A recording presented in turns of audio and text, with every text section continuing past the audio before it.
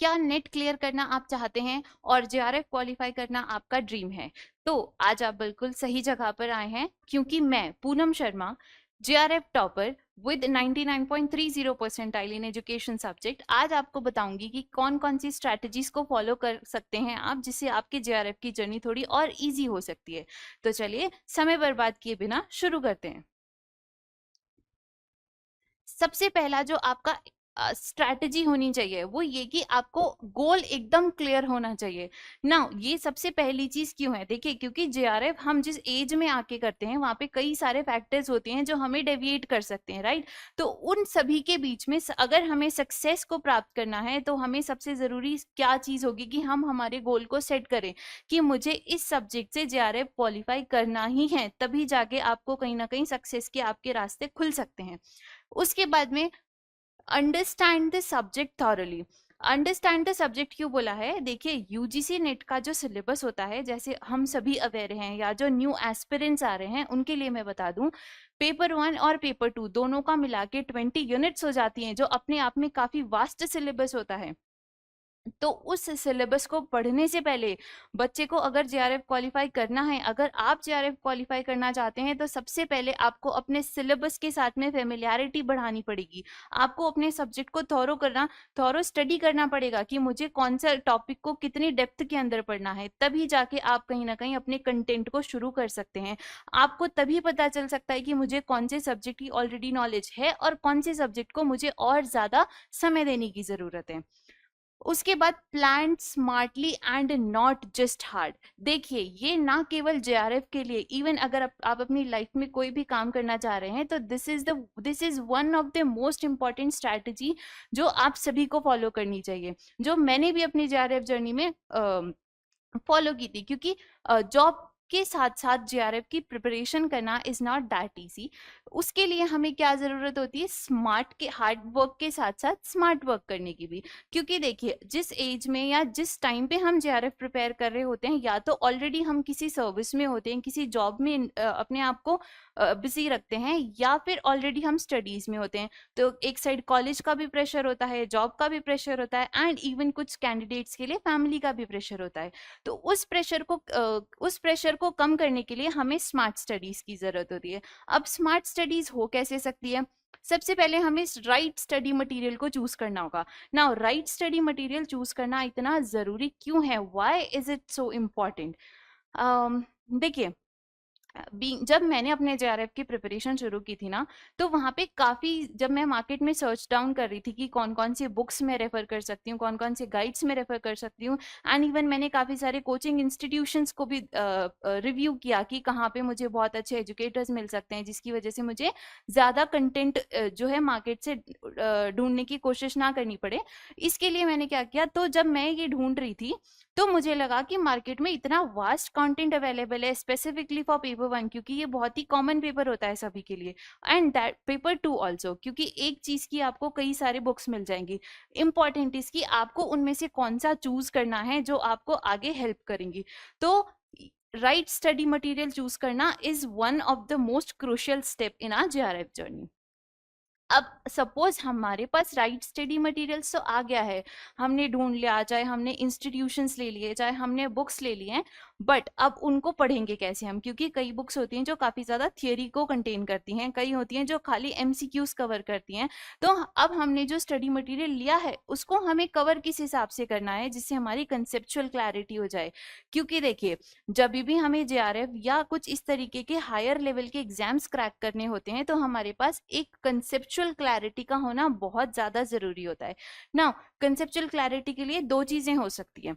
एक तो हम क्या कर सकते हैं, जब हम मास्टर्स कर रहे होंगे तभी हमें एकदम इन डेप्थ में अपने कंसेप्ट्स को स्टडी करना है, सो दैट इन फ्यूचर में अगर हमें कभी भी इस कॉन्सेप्ट से रिलेटेड कोई क्वेश्चन पूछा जाए, तो हम बेझिझक उस क्वेश्चन का आंसर कर सकें, या काफ़ी कुछ कॉम्प्लेक्स टॉपिक है तो जस्ट हमें उसको रिकॉल करने की ज़रूरत होनी चाहिए। तो अभी जो स्टूडेंट्स ऑलरेडी मास्टर्स में हैं, उनके लिए मेरा सजेशन यही रहेगा कि अपने कॉलेज की स्टडीज़ को सीरियसली लें, और जितना ज़्यादा आप वहाँ से सीख सकते हैं उतना ज़्यादा सीखने की कोशिश करें, जैसा मैंने किया था। जब मैं एमएड कर रही थी, सिंस मेरा जेआरएफ एजुकेशन सब्जेक्ट से हुआ है, तो मैं बिल्कुल डेफिनेटली अपने कॉलेज स्टडीज़ को कभी नहीं भूल सकती हूँ इस चीज़ में क्रेडिट देना, क्योंकि जिस कॉलेज से मैंने अपना एमएड किया, वहाँ पे बहुत ही इन डेप्थ चीज़ों को सिखाया जाता था, चाहे वो थियरी हो चाहे वो प्रैक्टिकल हो। मैंने सारी चीज़ें जो हैं अपने फर्स्ट हैंड एक्सपीरियंस की हैं।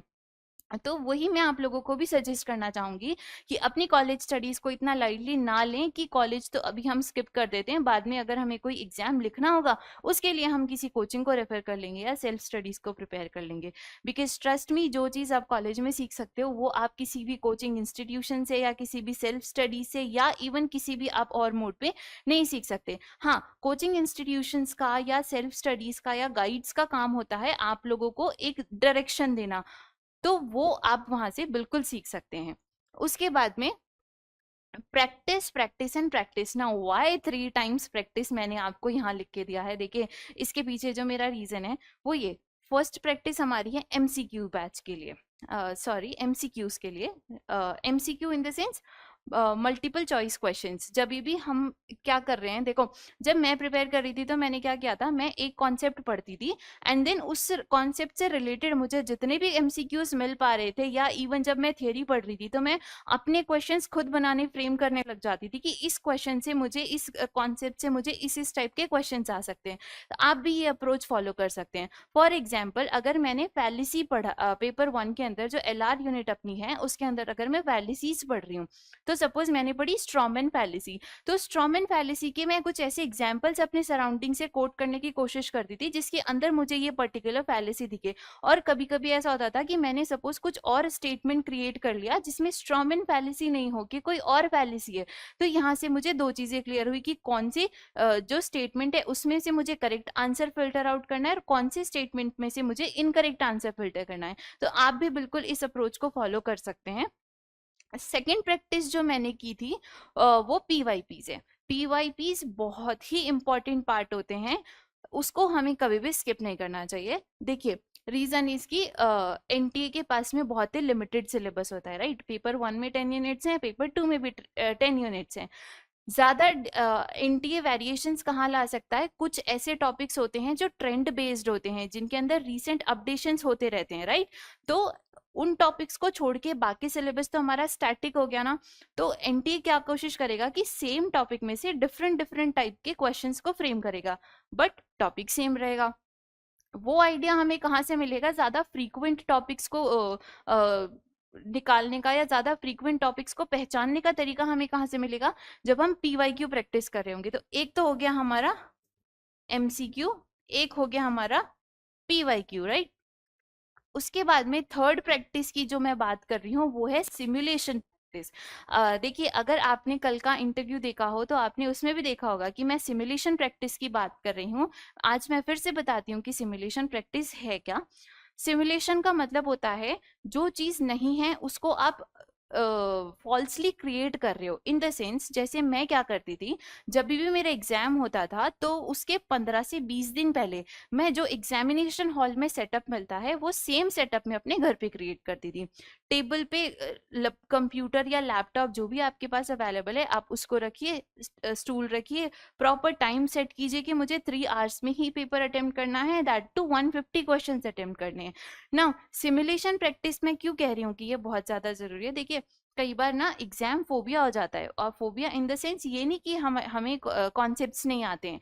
फोबिया वहाँ पे ये हो जाता है कि 3 आवर्स मिले हैं मुझे, ओनली 180 मिनट्स, जिसमें मुझे 150 क्वेश्चंस को सॉल्व करना है और आंसर मार्क करने हैं, दैट टू सबमिट भी करना है इसी बीच पेपर्स में, और एग्जामिनेशंस में और फॉर्मेलिटीज़ भी होती हैं। वो सारी चीज़ें मुझे 3 आवर्स के अंदर करनी है। तो उन 3 आवर्स को मैं किस तरीके से प्रॉपर्ली यूटिलाइज कर सकती हूँ, वो मुझे हेल्प किसकी हेल्प से मिलेगी, वो सिमुलेशन ट्रेनिंग की हेल्प से मैं बिल्कुल सीख सकती हूँ।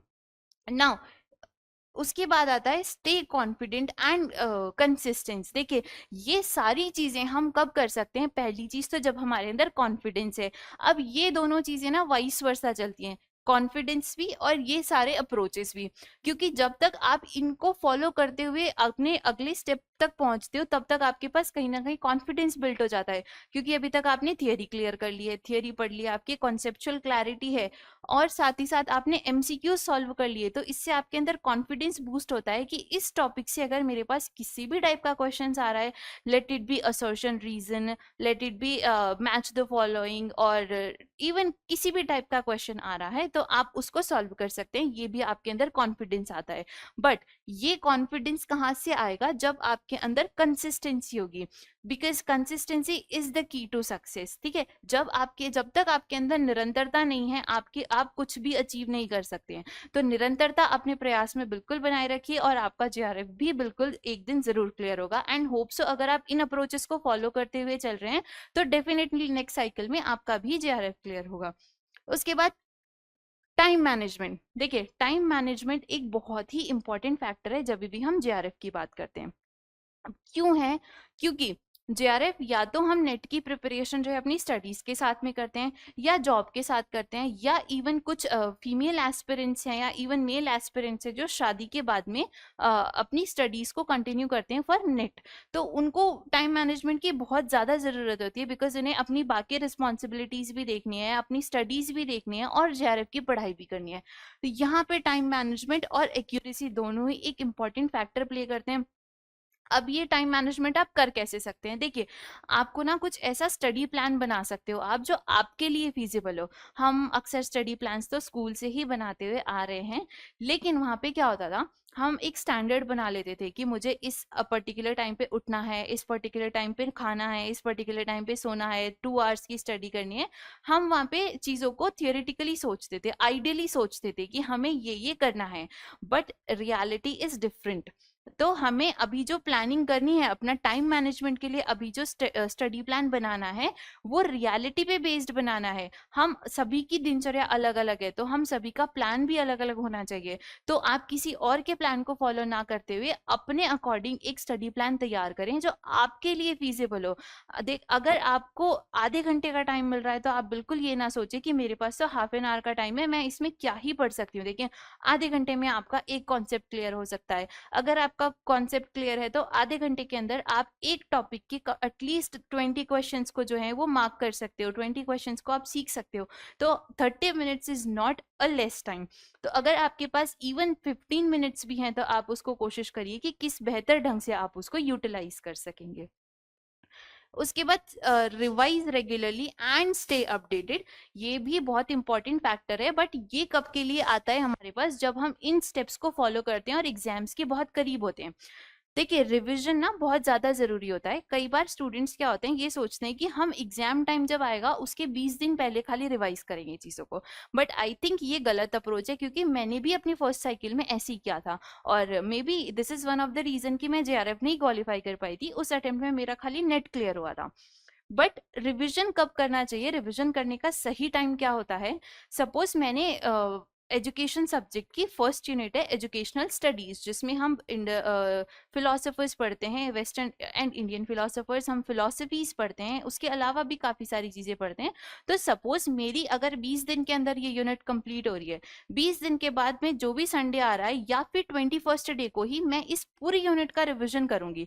एक बार मैंने यहाँ पे रिविजन कर लिया, एक बार मैंने ऑलरेडी पढ़ लिया, उसके बाद में मैं 3 से 4 हफ्ते बाद में जो भी मेरे पास टाइम मिल रहा है फ्री टाइम, तो अब मैंने क्योंकि 2 बार पढ़ लिया तो मुझे पूरी चीजें एक साथ पढ़ने की जरूरत नहीं है, मैं जस्ट की पॉइंट्स पढ़ूंगी उसके, या जो मैंने शॉर्ट नोट्स बनाए होंगे मैं उसको पढ़ूंगी। तो वहां से मेरा 2 से 3 बार रिवीजन ऑलरेडी हो जाएगा।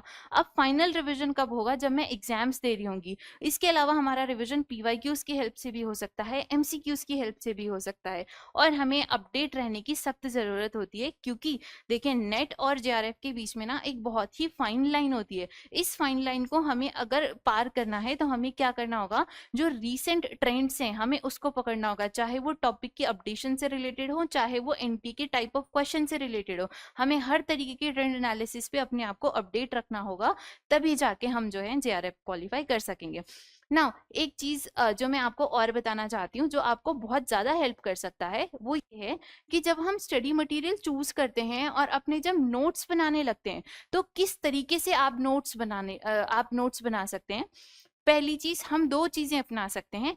या तो जो थियोरिटिकल पार्ट आपने ले रखा है या आपने प्रिपेयर किया है, जिसके अंदर बहुत ज्यादा थियोरी लिखी हुई है, आप या तो उसको हाईलाइट कर सकते हैं, सो दैट जब आप रिवीजन करेंगे तो चीजें आपको हाईलाइट होंगी और आपका ध्यान खाली उन की पॉइंट्स पे जाएगा, जिससे रिवीजन जो है वो बहुत ही फास्ट एंड बेहतर होगा।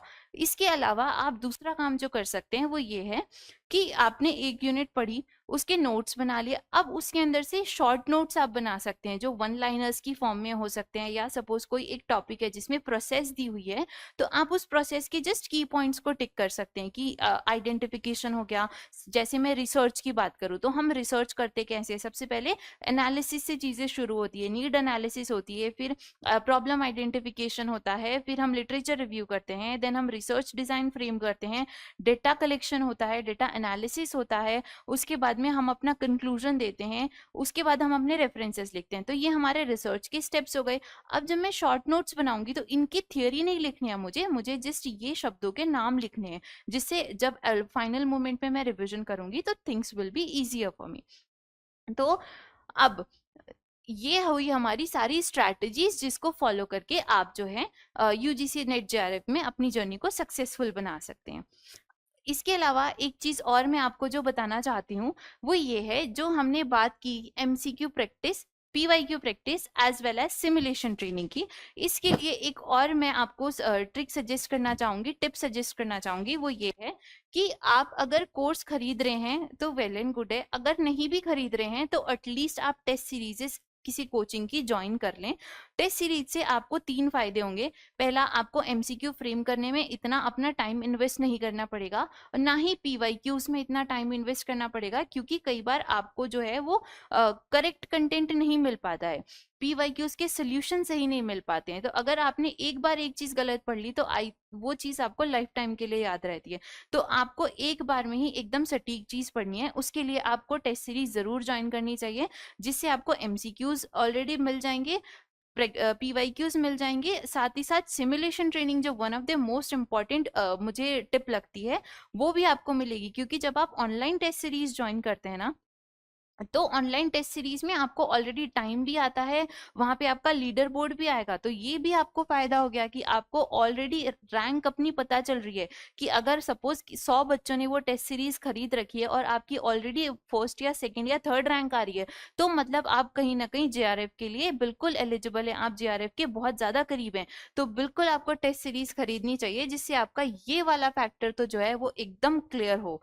So these are all the strategies that I followed and I suggest you to follow, so that your JRF journey will also be very easy. Thank you so much.